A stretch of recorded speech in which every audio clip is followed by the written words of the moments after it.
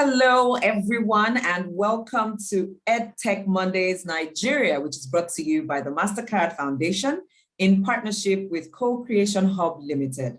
The EdTech Mondays is a platform to facilitate critical conversations on the use of technology for teaching and learning by bringing together key stakeholders, including policymakers, EdTech entrepreneurs, teachers, and parents. Thank you so much for joining us on this episode of the show. My name is Joyce Daniels, social engineering practitioner, your regular host. And our topic for this episode is Tech for Ed. Is it ever too early? Tech for Ed. Is it ever too early? Educational innovations and technologies have influenced the way educators plan, design instruction, and assess their pupils. In response to the increasing demand for the incorporation of technology into education, a number of Nigerian-based innovators have founded and built EdTech startups and products. However, despite all of these rapid changes, Nigeria still ranks first globally with the highest number of out-of-school children, with only about 35.6% of children aged 36 to 59 months receiving early childhood education, according to UNICEF. In this month's edition of the EdTech Mondays show, we shall be discussing the various innovation, financing, and policy interventions required to help young learners access and adapt technology as a learning tool. We would also be exploring the roles of educators and policymakers in facilitating this change. We would love to hear from you, our listeners. Tell us, in what ways can we promote the use of technology for early childhood development? Join our Telegram channel, EdTech Mondays Nigeria. And also you can send us a text or WhatsApp message to 0703-165-0809. That is 0703-165-0809. Share with us what you think. Our topic for this month's edition on EdTech Monday, once again, is Tech for Ed. Is it ever too early? We have three amazing panelists with us today. Allow me welcome first off Dr. Oluwaseun Lawal, who is an expert in early childhood education with 8 years of experience working with children under the Oyo State Teaching Service Commission. She's a researcher with interest in early childhood education and with a number of publications, both nationally and internationally. She's a member of the Early Childhood Association of Nigeria, secretary to the Foundation for the Promotion of Childhood Care and Development, and Global Education Research Treasurer to Good Deeds Network Nigeria, Oyo State Chapter. She's also a resource person for Soft Content United Kingdom. Dr. Lawal is passionate about project-based learning as a means of helping children experience education using locally available resources. We're glad to have you with us today, Dr. Lawal. Thank you, Joyce. It's a great honor to be here this morning.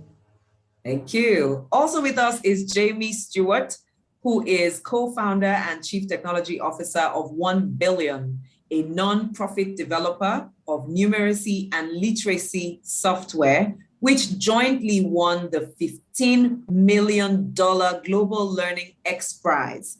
Jamie has over 15 years of experience in the EdTech sector, having spent 10 years developing language learning software prior to co-founding Onebillion and focusing on tablet solutions as a means to transform the way children learn around the world, literacy and numeracy. He has lived in East Africa. Now he lives in West Africa. We're glad to have him here with us today. Welcome, Jamie. Thank you very much, Joyce, and really looking forward to this conversation.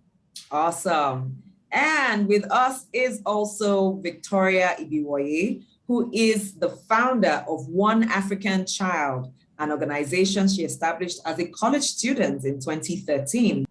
Inspired by her own educational struggles, she started One African Child as a movement to redefine learning and create opportunities for the most underserved children and youth in Nigeria.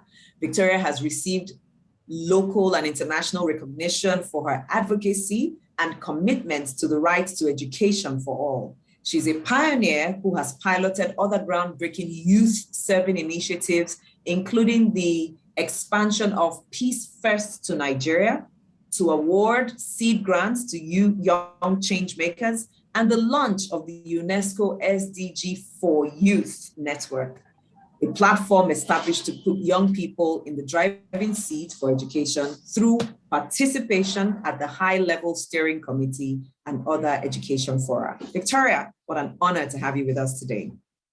Thank you. It's a pleasure to be here with the other panelists. Awesome. So I have a question that I would like all our panelists to jump into. Maybe we'll start with Victoria, as I introduced you last.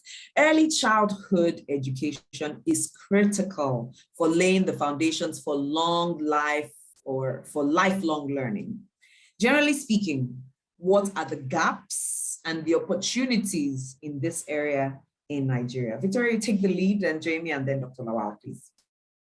Absolutely. I think there are so many opportunities as we've seen. Education is free up until a certain age. So elementary education up until secondary school, or as you call it in other parts of the world, high school education is still, fairly free. But even so, one of the gaps is with access. There's still, a huge divide in the amount of children who are still not in school. The last time that I read, which was many years ago, so this is not very current, was about 10 million out of school children. So there's still like a lot of gaps. Even though education is free, why do we have lots of children who are still not in school today?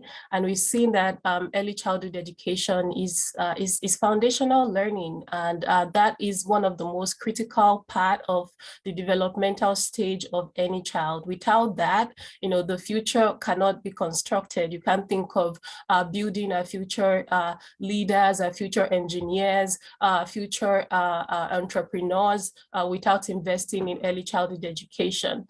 Another gap when it comes to that is also in terms of quality. It's not enough to say that education is free, particularly in Nigeria or in other African countries, but we also have to measure the quality. How well is education preparing the learners of today for an unprecedented future?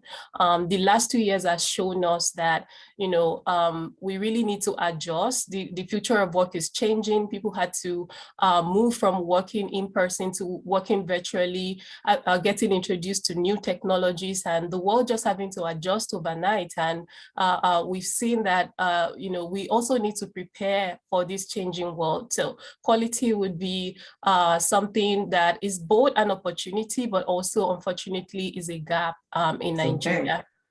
Okay, thank you. Jamie. Hi, thank you. This is particularly pertinent to me because I have both a 1-year-old and a 3-year-old. So I'm heavily invested in early childhood education right now. The first 1,000 days of a child's life is vitally important. And it's an issue that we really need to take seriously. If we look at Nigeria specifically, there are many gaps. There's, gaps around resourcing, funding, a lack of supervision within early childhood centres, integration of the curriculum, and also a lack of mother tongue material. We all know that children really need to start learning in their mother tongue. This is an issue that doesn't just affect early childhood education, but also primary education. So specifically in Nigeria, that is a real issue. If we look at some of the opportunities, though, I think, myself coming from an education technology standpoint, I think if we think about the use of child-focused, suitable, effective educational technology that can support children, young children, socio-emotionally, and also with cognitive skills. Okay, so these are things like pre-literacy and pre-numeracy skills, number sense, working memory, vocabulary, this kind of stuff. We see this as being a real opportunity for younger children. And then, of course, learning through play. That's how children, young children learn a lot of, how to navigate the world. So I think both of those are real opportunities for Nigeria, but there are still many, many gaps. Many gaps, real opportunities. Dr. Lawal, please. Gaps, opportunities. Thank you very much, Jamie and Victoria. You have really spoken well. All policies of education supports early childhood education. But looking at Nigeria as a country, we have few states that are implementing this type of education. That's a gap. It doesn't go across all the states. Early childhood education is just like saying you are building a house and you don't make a foundation. How do you want to erect the building? It's Will easy to crash. collapse. Hmm. So without quality early childhood education, the higher education in Nigeria, I'm sorry to say, will continue to be as we're seeing it this present day. Talking about quality, Hmm. 2019, I investigated qualities of preschools in Southwest Nigeria. Talking about quality, we look at the teachers' ratio to pupils, we look at the infrastructural facilities, we look at the learning materials, teaching materials. But it saddens my heart and some of my colleagues that we are yet to get there. Though developed countries are not fully getting there. Well, I can talk about Finland. Yes, Finland has the best early childhood education. But I was opportune to be in a session organized by Duke University, and I could see that some of these developed countries too are having some challenges Hmm. the early childhood education. So which makes me believe that, oh, Nigeria may be we are still crawling. That's what you say. We are still crawling. Even comparing public education with private education, we have low cost private school, we have average cost private school, and we have high cost private schools. All these private schools, I can say categorically that it's only the high cost private schools that are still implementing what we need in early childhood education. Talking about the opportunity, early childhood education, I believe it's gaining its ground in educational system. It's just that the policy implementation is very, very important. We need to move away from theory and move into practical. We need to practicalize what we know and close so many gaps that still exist since we're crawling. All right, so the next question has to do with children who are in dire situations. According to UNICEF, in the northeastern part of Nigeria, about 2.8 million children are currently in need of education in emergencies support in 3 conflict areas, namely Borno, Yobe, and Adamawa. In this state, at least 802 schools are closed. 497 classrooms are listed as destroyed, and another 1,392 classrooms are damaged but repairable. Victoria and Jamie, what are the unique challenges and opportunities to advancing learning amongst refugee or internally displaced children? In what ways can technology be maximized to address these challenges? Victoria, please, and then Jamie. I think it's so important to know that even looking at education more broadly, you can't just generalize education for every learner. Every learner is unique in the way that they learn, and even more so when it comes to refugees and internally displaced. The education quality for them also has to be crafted towards their special needs. You have to think about the backgrounds where they are coming from, several challenges that they faced, especially for children at such an early age, either to be born into conflict or to have to fled from the earliest days that they can remember. It's super important that education is not just focusing on getting them back to school, which is, as we often see when it comes to advocating for the right to education, it's looking at the statistics, at the number of out-of-school children and advocating for putting them back to school. It's not just getting them back to school, but investing in a quality education that is responsive to their special needs. So it's so important to focus on, trauma-based learning, addressing some of the conflict, both internal and external conflict that these children have had to, be exposed to at such a very early age. and also focusing on social, emotional, and cognitive skills that's going to prepare them for lifelong learners. They're going to go out there into the world. They're going to learn to adjust.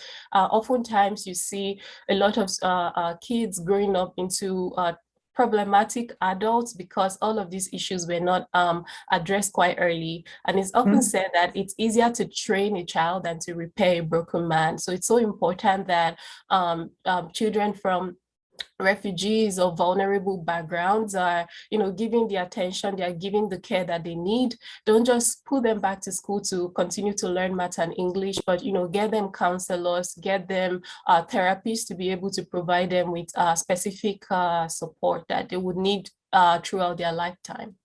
Oh, fantastic. Hand it over to Jamie. Thank you. Thank you. We need to take care of their trauma in addition to education. Jamie? Yeah, I mean, Victoria raises a very good point around dealing with the trauma. I mean, some of these children are the most marginalized children in the world, and they've suffered terribly. So I think that needs to be a really important focus of early childhood education for refugee children, dealing with the traumas that they've been through.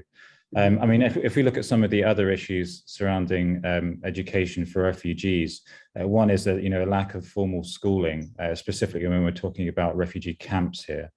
Often there aren't formal structures for schooling, so schooling happens either through faith-based organizations or through informal community schools, often in spaces that aren't as safe as they could be. So these children really face many, many challenges, security and transport around camps and stuff like this. So if we look at the role that technology can play for those children, and what the opportunities that they have, and again talking specifically about refugee camps, there's lots of entrepreneurial spirit inside many of these places, because there are people who are displaced from their regular lives. There's trained teachers, there's highly trained business people often in some of these camps, and they can repurpose those skills.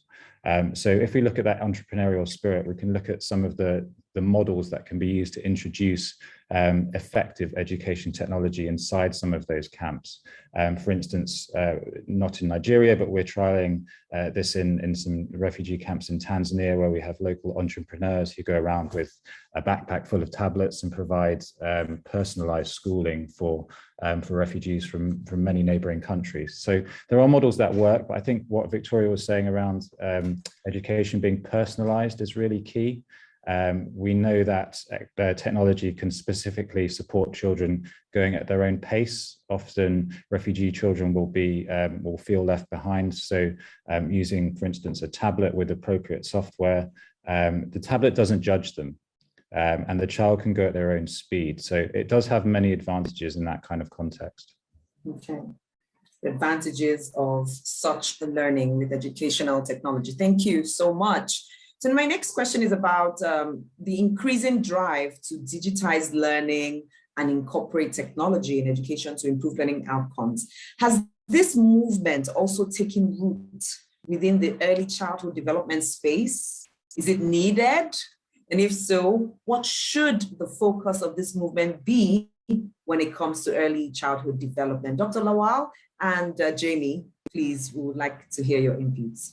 No particular time to embrace this than from infants. Okay. Technology has a great effect in child learning. For instance, a baby is like, as an early child, we believe from 0 to 8 years. But we believe that the holistic development of a child takes place totally at the age of 8, but it begins from the infant. You have a child of 5 months, you can introduce technology. How? We have instrument technology, we have informative technology. How do you do that? Like television, DVD, you get some disc to introduce a child to rhymes, because formal learning does not take place at that period. What we need is for the child to be socialized to the environment, to know things around him or her. By the time there will be a smooth transition to normal school setting, the child will be able to balance with the environment of the school. So you embrace technology at early stage of life for every child. Thank you. Should keep it rounded. Jamie. Yes, I mean, Dr. Lawal is right. I mean, there's lots of technology out there for younger children, often used as a pacifier more than for preparing them for school. Education. So I think what I'd like to add on this is. Are you speaking from experience there? I am. You know, I'm as guilty as anyone. Yes, that's all. With the cartoons on. But what I would say is, when it comes to really supporting children in early childhood education, we need to look for solutions that are effective, and we need policy to be data-driven. So one thing that we really focus on at Onebillion is building an evidence base for efficacy of the software. So we should be looking at solutions that really deliver. So what do I mean by really deliver? Well, you know, if we look at randomized control trials into how effective the software is in terms of children's learning, socio-emotional needs, building those cognitive skills, that's where we should be investing our time and scaling what works is in those that actually deliver for the child, as opposed to you know, the hundreds of thousands of games that they could be playing. We want the solutions to actually work in terms of delivering for those children. Okay, it's a purpose. Thank you so much. So looking at the EdTech community landscape in Nigeria, how much attention does early childhood education receive relative to other levels of education? Is there a discrepancy? If so, why? Victoria, would you take the lead on this question, and then Dr. Lawal will throw in her thoughts as well? To be honest, this is at my core, so I probably don't have the accurate information on that. Yeah, okay. But I would say that I've seen quite a number of innovations coming out in the EdTech space, and most of it has been geared towards you know, middle-age learners, like middle and high school students and adults. More than for early childhood learners. We only have just low percentage of highly cost private schools that send their teachers for trainings, that seminars and trainings and retrainings like that. Like in 2019, we carried out a research, no, 2020, sorry. We carried out a research on technology usage among early childhood education teachers. The results, because we don't believe on assumption, we believe on investigating and confirming. The results was not encouraging at all. Majority of early childhood teachers said they've not been trained on how to use online teaching. Majority of them give complaints of lack of ICT, network failure, things like that. So from there, we can confirm that early childhood education is not given enough attention in Nigeria.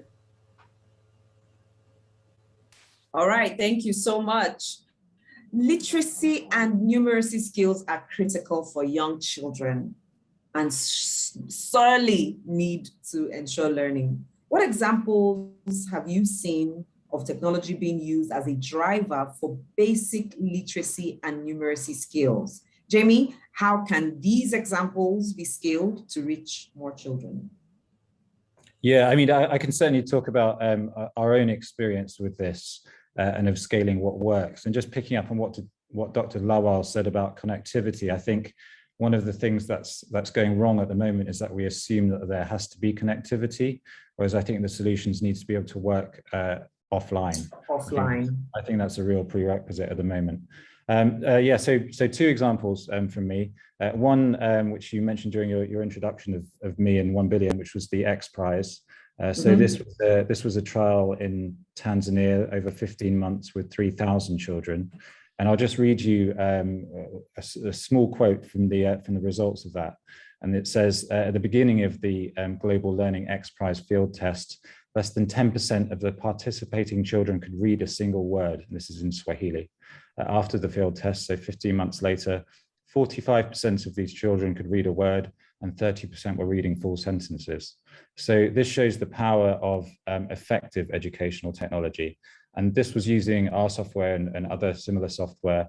But our software is being used primarily at the moment, actually in Malawi, where we have 300,000 children learning basic numeracy and basic literacy in their mother tongue, so Chichewa for Malawi, And that's going to national scale and works even in the biggest schools. So I think the biggest primary school we work in has 9,000 children. So there are solutions that can work and that can scale, but it requires lots of different things. It requires political willing. It requires a solution that's really, really simple. So works offline, works with solar power, all of these considerations. So I think those two examples show what can work and can also be replicated in different parts of the world as well. Okay, thank you. We need to consider the entire value chain. Our final question for today, what policy support do early childhood development teachers need to begin leveraging technology in their context? I know that Dr. Lawal must have had some research in this angle, and Victoria as well, with some of your experience. So Victoria, would you take the lead on this? Like Jamie was saying, political will is the starting point, because I work more on the front of policy making with UNESCO, and I see that there are a lot of policy documents coming out, but it's not just about, getting all of these policy documents, but how do we get them to work? How do we come out of the room and make sure that there are changes afterwards? So in terms of like some policy making, one thing that I would say is also investment in teacher capacity building. I think that teachers are often sidelined when it comes to early childhood education. One of the reasons why technology is so much successful with adult learners is because their development has grown up to the point where they can learn by themselves, but early childhood learners need a lot of support. They need guidance, and without the teachers and facilitators to guide them through that, they would not be able to advance or do much. So I'll just leave it to one point, teacher capacity building. Policy around teacher capacity building for early childhood development. Okay, Dr. Lawal. Thank you, Victoria. You've really shown that you're an expert in policy. That is the major thing. It is stated in the national policy that there'll be training and retraining of teachers, there'll be continuous development, professional development. If government can put this into implementations and private school owners too can put this into implementation, educating their teachers, training their teachers on importance of technology, on usage of technology, because learners learn at home through technology, but getting to the school, teachers don't make use of technology to teach. Majority of them don't make use of technology. So it is very, very important. Professional development. Then teachers should be ready. Teaching job is not about being a professional alone. You have to be passionate. When you have professional and passion together, then you get it right. It's not about, because you are a professional, you only think of your salary. If you are passionate, you move. Even you don't need to wait for government. I'm a government worker. I don't wait for government. I try to build myself so that I'll be able to catch my students, give them the best I can. Implementation. Thank you all so much for your wonderful contributions. To all our listeners, we would love to hear from you. In what ways can we promote the use of technology for early childhood development? Do join our Telegram channel, EdTech Monday Nigeria, and you can send us a text or WhatsApp message on 0703 165 0809. That is 0703 165 0809, and let us know what you think. Thank you so much to Victoria Ibiwoye, Dr. Oluwaseun Lawal, and Jamie Stewart for being here today and sharing your insights. Thank you, and thank you again. Bye. To all our wonderful listeners and viewers on YouTube, do look out for the show again next month. My name is Joyce Daniels, and I'm signing out. Bye for now.